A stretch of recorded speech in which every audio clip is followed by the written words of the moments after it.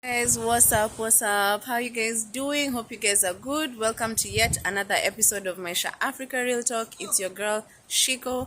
Now, if you guys are new to the channel, those who are watching, if you're new to the channel, please watch my previous videos, like, subscribe, press that subscription button up to chini. Please subscribe, watch, like, and comment and share. Thank you so much for tuning in again. If kama we ni wa kawaida, if you're my usual subscriber, asante sana for watching and always supporting Maisha Africa. So guys, today I just want to talk about how the things that I've learned being in Watamu. The reason being is because I just realized the other day that we've actually reached a year ever since we moved here, and I can't believe it's been a year. It's been such an interesting year, honestly, and a lot of learning. And so I want to share with you guys like 5 things to know about Watamu. If you're trying to move to Watamu, if you're trying to move to the coast area, what should you be prepared for? What should you look out for? And because I've been here in Watamu for a while, I can share with you guys a couple of things which I think are really important.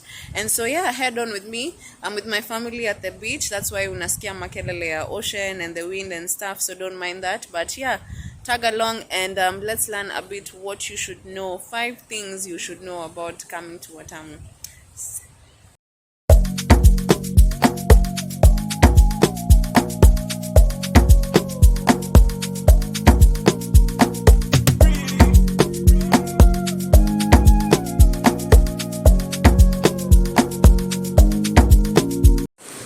So like I said, guys, I'm here with my family, and Ahav has decided that she wants to chill with mommy. As you can see, let's go, mama. Mama? Ahav? Mama? Come. Mama? Hi, guys. Hi, guys. Hi, guys.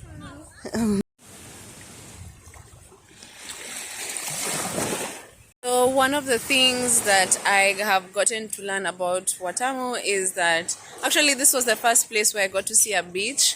I had never been to coast. I had never gone to Mombasa or anything. Actually, I've never still gone to Mombasa. But the first thing I actually learned when coming to the beach is that the beach is not as it seems in the movies. It is not what it seems in the movies. It seems it's crowded sometimes, gets really crowded sometimes, and there's a lot of seaweed. Now the beach where I'm at today does not actually have seaweed, which is to my surprise, as if you can see.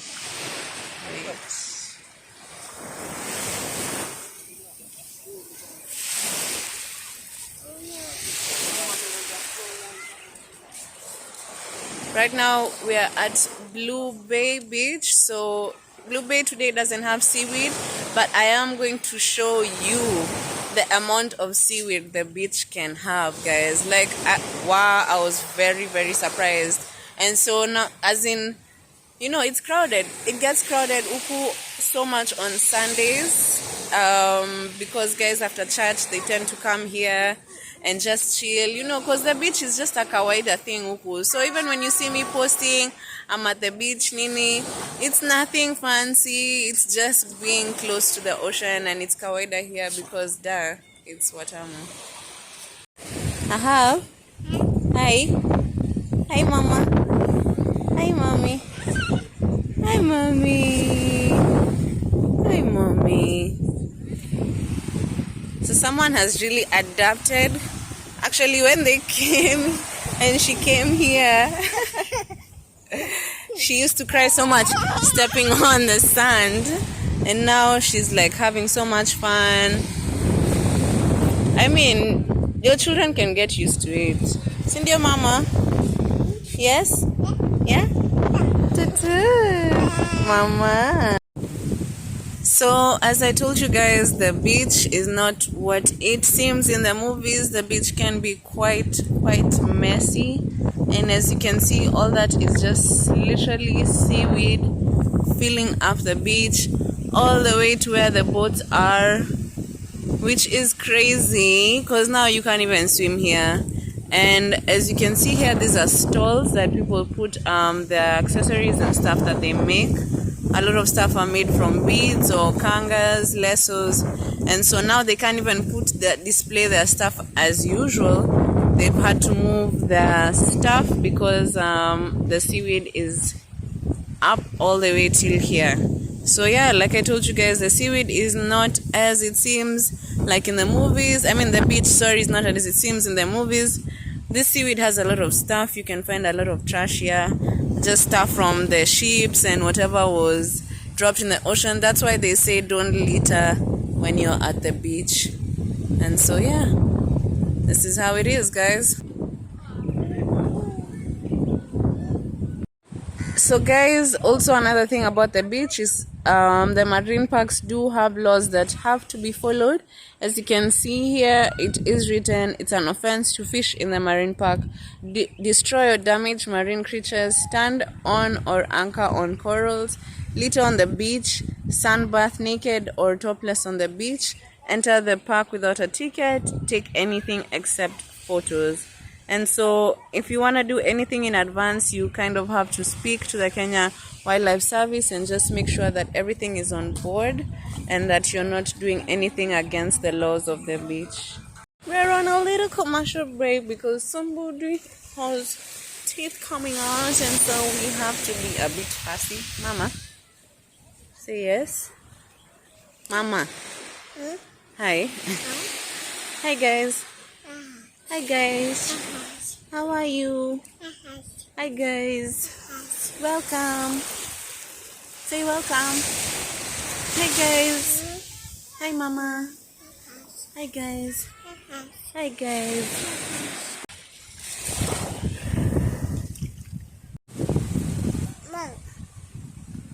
Shooting with your baby. Hi mama. Huh?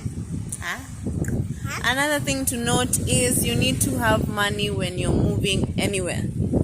Sorry mama, sorry. You need to have money when you're moving anywhere, especially coming all this way with the children. You can't just assume that you'll come and survive and that you have your skills together. You have to visit this place. You have to come and see what it's about because it's very, very different from Nairobi. And so if you're used to access to things and access to things like what? Things like food, clothes, even school stuff, even access to schools, if you're not used to it, you need to come and see it, you need to come and travel kiasi and know, okay, this is the destination that I want to be in, this is a place where I can actually set myself up and progress with my family. And so coming here, you definitely need to have a plan. You can't just achana all your business in Nairobi or wherever you live and just come and drop yourself here. You need to have a backup plan, and I feel like that's the smartest thing to do, especially when you do have children. Accessing things here is not as easy as it has been for me in the city. Stuff like food is very expensive here. Stuff like clothes is not very easy to find everything because now here is also another hot place. So even if you're trying to be a bit official and stuff, you have to go all the way to Malindi. Another thing is schools. Schools are very different here, and they're also trying to bring up the Montessori system. And yeah, I don't know how it's going because I haven't gone to the schools, but I guess it's working out because they do have a few students. And the population for Watamu is not even that big. Literally, I feel like we're about 100k. Because in 2020 it was... Actually, in 2020 it was 30k. So maybe, I don't know if it's reached 100. I'm just guessing because there are also a lot of white people here. So I don't know if they count that as the population of Watamu or just the Giriamas. I'm not really sure, but you have to be prepared when you're coming to Watamu. You have to be prepared for the heat. The heat here is crazy. If you had been following me on Instagram, I had shared how Akina Tamam were when they had heat rash and stuff like that, and it can get really, really crazy, like tear their skin up. Even she was really bad, and it's such a miracle to see how they've just adapted. So those are key things that you kind of have to note when you're coming here, especially if you have lived in the city for a very long time or have never been to the coast at all. Where do you go? Where do you go? Elephant, elephant. So, guys, business in Watamu is very, very different from the city. That's something that I've also learned in the past 1 year. And I've also come to realize that Watamu is a tourist based town, meaning that most people who are tourists and most businesses here rely on tourists. So there's something they call the high season and the low season, and the high season is when there are guests and when more shops are open, more resorts, more villas are actually open for guests to come.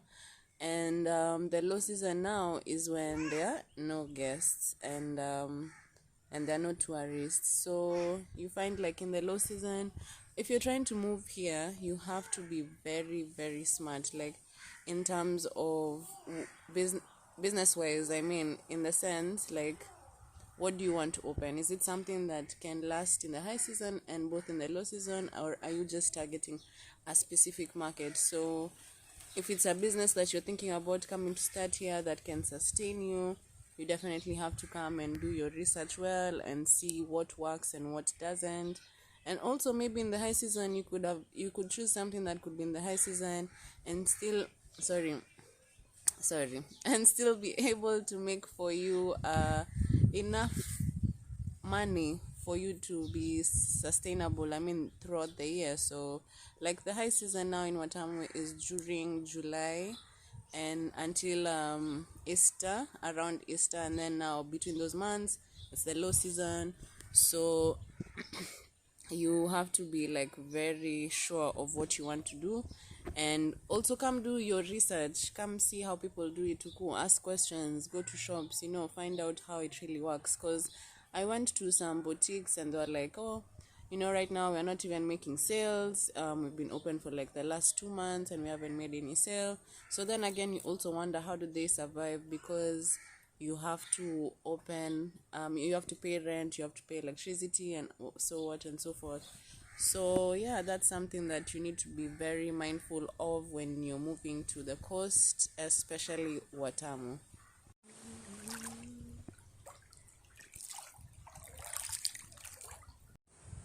And lastly, guys, something to note when coming to Watamu is to know about its people. Watamu has Giriamas, Bajuns. Bajuns are now a mixture of Italians and Arabs. So they usually live in one sector, and now the Giriamas as well. And then the Italians who have taken over this place. Let me just say that, because actually what people speak here is Kigiriama, and you also hear they put a lot of Italian into it.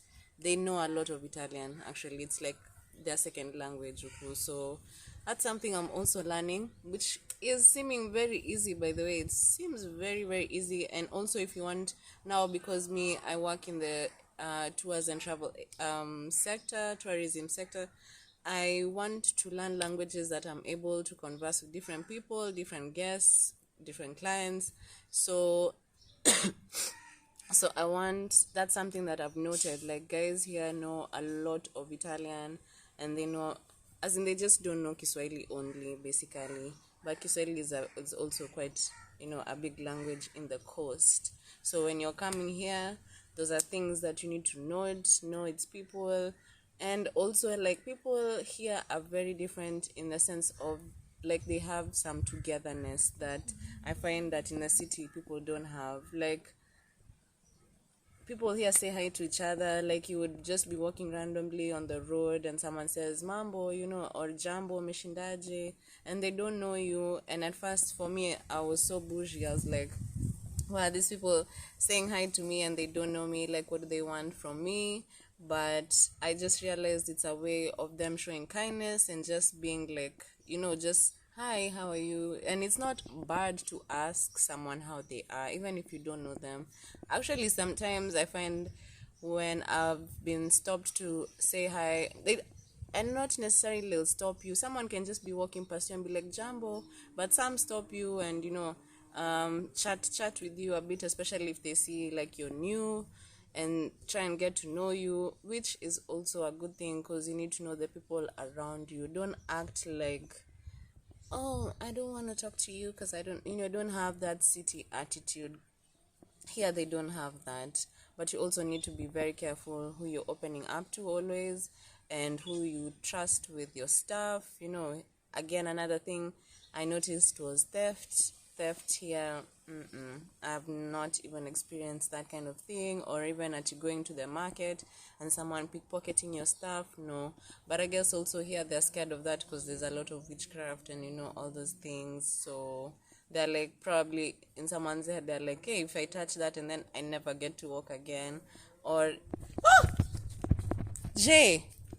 So guys, when you heard me screaming earlier, I had seen a tiny snake, and to be honest, I'm not for snakes, and I immediately just called Jay, but it turns out it was a blind snake, so no harm done there. And yeah, so that's so yeah, I'm signing out, guys. That's the stuff that